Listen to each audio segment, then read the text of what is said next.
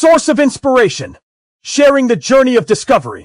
PSNA College of Engineering and Technology.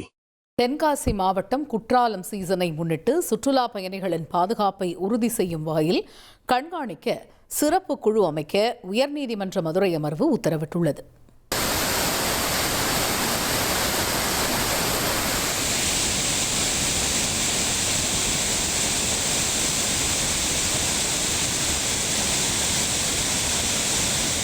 தென்காசியைச் சேர்ந்த கிருஷ்ணசாமி குற்றாலம் பழைய அருவிக்கு வரும் சுற்றுலா பயணிகளுக்கு போதுமான பாதுகாப்பு மற்றும் அடிப்படை வசதிகள் ஏற்படுத்த கோரி உயர்நீதிமன்ற மதுரை அமர்வில் மனு தாக்கல் செய்தார். மேலும் சுற்றுலா பயணிகளின் உயிர் மற்றும் சுகாதாரத்திற்கு பாதிப்பை ஏற்படுத்தும் சட்டவிரோத செயல்களை தடுக்க அதிகாரிகளுக்கு உத்தரவிடவும் கோரினார். இந்த மனு நீதிபதிகள் சி.வி. கார்த்திகேயன், சக்திவேல் அமர்வில் விசாரணைக்கு வந்தபோது குற்றாலநாத சுவாமி கோவில் மற்றும் அருவியை சுற்றியுள்ள 152 தற்காலிக கடைகள் ஆய்வு செய்யப்பட்டதாக தென்காசி மாவட்ட ஆட்சியர் தரப்பில் தெரிவிக்கப்பட்டது.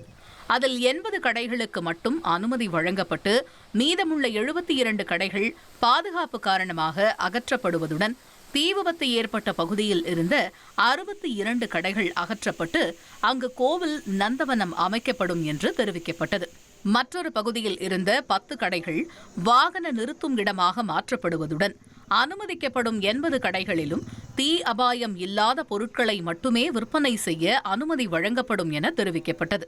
இதையடுத்து நந்தவன திட்டம் குறித்து விரிவான அறிக்கை தாக்கல் செய்யவும் சிறப்பு கண்காணிப்பு குழு அமைக்கவும் மாவட்ட ஆட்சியர் நடவடிக்கை எடுக்கவும் உத்தரவிட்டு வழக்கு விசாரணையை ஆகஸ்ட் 24ஆம் தேதிக்கு நீதிபதிகள் ஒத்திவைத்தனர். Source of inspiration. Sharing the journey of discovery. PSNA College of Engineering and Technology.